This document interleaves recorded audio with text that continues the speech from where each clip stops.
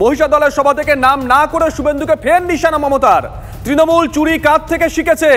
CBI ED যাতে না ধরে তাই নিজে চুরি করে বিজেপিতে পালিয়েছে। দোষ দিয়ে গেছে তৃণমূলের ওপরে তোপ তৃণমূল নেত্রীর। আজকে উনি বড় গেরুধারী হয়ে গেছে। বেড়াল বলে মাছ খাবো না, কাশি যাবো। সবচেয়ে বড় সাধু হয়ে গেছে।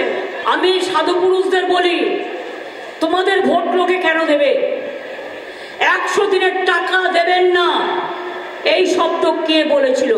বিজেপি পার্টি এবং গদ্দার। আর বলে বেরিয়েছে তৃণমূল নাকি চুরি করেছে। তাই ওরে তৃণমূল চুরি তো তোর থেকে শিখেছে।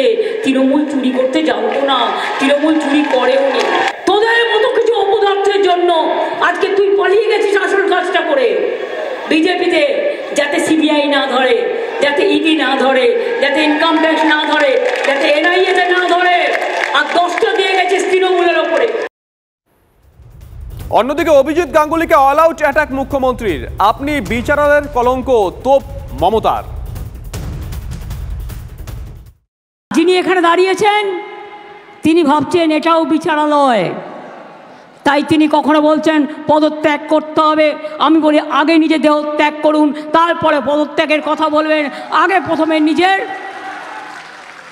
লজ্জাটা ঢাকুন, নিজের লজ্জাটা ঢাকুন।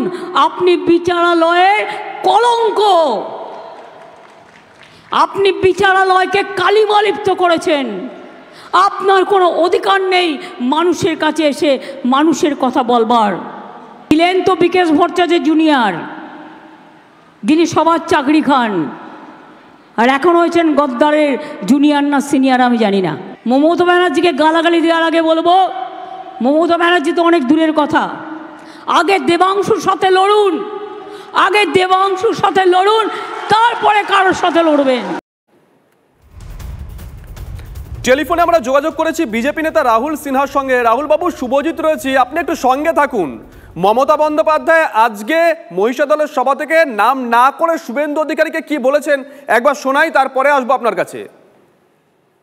আজকে উনি বড় গেরুধারী হয়ে গেছে। বেড়াল বলে মাছ খাবো না, কাশি যাবো। সবচেয়ে বড় সাধু হয়ে গেছে। আমি সাধু পুরুষদের বলি, তোমাদের ভোট লোকে কেন দেবে? 100 দিনের টাকা দেবেন না, এই শব্দ কে বলেছিল? বিজেপি পার্টি এবং গদ্দার। আর বলে বেরিয়েছে তৃণমূল নাকি চুরি করেছে। তাই ওরে তৃণমূল চুরি তো তোর থেকে শিখেছে। তৃণমূল চুরি করতে জানতো না, তৃণমূল চুরি করেও নি। তোদের মতো কিছু অপদার্থের জন্য আজকে তুই পালিয়ে গেছিস আসল কাজটা করে বিজেপিতে, যাতে সিবিআই না ধরে, যাতে ইডি না ধরে, যাতে ইনকাম ট্যাক্স না ধরে, যাতে এনআইএতে না ধরে। আর 10টা দিয়ে গেছিস তৃণমূলের ওপরে। রাহুল বাবু, আপনি তো শুনলেন মমতা বন্দ্যোপাধ্যায় চুরি সংক্রান্ত কি বললেন। খুব পরিষ্কার কাকে নিশানা করেছেন। মমতা বন্দ্যোপাধ্যায় তৃণমূল নেত্রী এই কথা বলছেন, কিভাবে দেখছেন বিষয়টা? মমতা ব্যানার্জি হচ্ছে ওই তৃণমূল নামক চোরের স্কুলটার হেডমিস্ট্রেস, প্রধান শিক্ষিকা। অতএব প্রধান শিক্ষিকাই তো সকলকে শিখিয়েছে। তৃণমূলে যারা থাকবে তারা তো ওই বোর্ডিং এ মানুষ, ওই বোর্ডিং এর পরিবেশে মানুষ, ওই বোর্ডিং এর পরিবেশ কিছুটা তাদেরকে তো প্রভাবিত করবে। কিন্তু যখন সেই বোর্ডিং থেকে বেরিয়ে যাচ্ছে কেউ, তখন কিন্তু তার বিরুদ্ধে একটাও কোনো অভিযোগ কেউ কোথাও আনতে পারছে না। এটাই হচ্ছে ব্যাপার।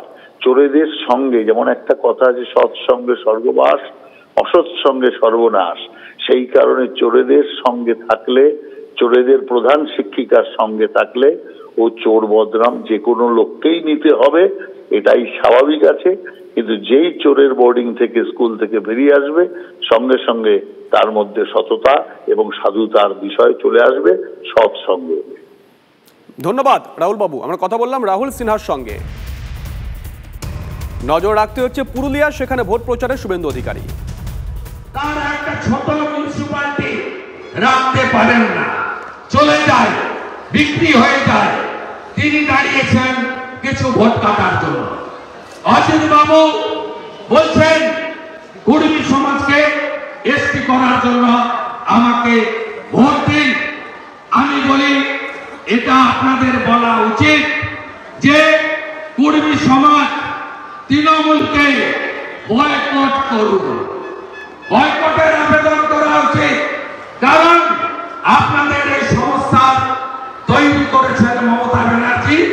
জিয়ে রেখেছেন মমতা ব্যানার্জি। ইস্তাহারে তৃণমূল কংগ্রেস বলেছে কুর্মী সমাজের এসটির বিষয়ে পদক্ষেপ নেব। কি পদক্ষেপ নেবে?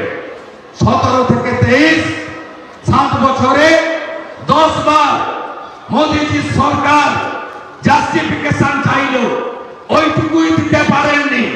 কি আপনি সমস্যার সমাধান করবেন? একদিকে জনজাতিদের ভুল বুঝাবে, অন্যদিকে কুর্মীদের ভুল বুঝাবে, আবার সংখ্যালঘু যেখানে আছে মুর্শিদাবাদে, মালদাতে, উত্তর দিনাজপুরে বক্তব্য শুনেছেন মুখ্যমন্ত্রী? টিভি তো আছে, মোবাইল ফোনে বক্তব্য শুনেন। বলছে রামনবমীর দিন নাকি দাঙ্গা দিবস। যারা রামনবমীতে জয় শ্রীরাম বলেছেন তারা নাকি দাঙ্গা দিবস পালন করেছেন। সংখ্যালঘুদেরকে এনআরসির ভয় দেখানো, যদিও আর ভয় পাচ্ছে না কেউ। মমতা ব্যানার্জি খুব রাগ আমার উপরে। আমি পুরুলিয়াতে, ভাইপো একটু দূরে, 4000 পুলিশ হেলিকপ্টার করে এসেছে। বিরাট ব্যাপার। এরা 11 আগে কিছু ছিল না। যে আমরা জানি কেউ কুটিকে বসতে দিত না। আজকে পূর্ব মেদিনীপুর আর পশ্চিম মেদিনীপুরে গিয়ে আমার বিরুদ্ধে গালাগালি করেছে, যত রকমের মিথ্যা কথা বলেছে। তার কারণ আজকে মমতা ব্যানার্জি যে চোর, তার মন্ত্রিসভা যে চোর, এটা প্রমাণিত হয়েছে। আগে যারা বিরোধী দলনেতা ছিল, বিরোধী ছিল, তারা সেটিং ছিল। সিপিএম এর নেতারা নবান্নতে গিয়ে ফিশ ফ্রাই খেতেন। এ লড়াই দিত না, যে লড়াই ভারতীয় জনতা পার্টি লড়াই দিচ্ছে, তাই পাত্র দেওয়া হয়েছে। কম্পার্টমেন্টাল চিফ মিনিস্টার, এই যন্ত্রণা চিরদিন বয়ে নিয়ে যেতে হবে। শুভেন্দুর কাছে হেরেছি, 1956 ভোটে হেরেছি। এই চিরদিন বয়ে নিয়ে যেতে হবে। তাই আপনাদের কাছে আমার বিনীত আবেদন, গোটা দেশে নরেন্দ্র মোদীজির হাওয়া। ইতিমধ্যে গুজরাটের সুরাটে একটি আসন বিনা প্রতিদ্বন্দ্বিতায় ভারতীয় জনতা পার্টি জিতে গেছে। জেতা শুরু হয়ে গেছে। তাই ভোট যেন কেউ নষ্ট করবেন না। ভোট নরেন্দ্র মোদীজিকে দেবেন। সম্ভবত পুরুলিয়ার পবিত্র মাটিতে নরেন্দ্র মোদীজিকেও আমরা ভোটের প্রচারে পাবো। তিনিও আমাদের কাছে তার আবেদন রাখবেন। তাই এই নির্বাচন দেশের নির্বাচন। মোট আসন 543। বিজেপি লড়ছে, এনডিএ লড়ছে 543।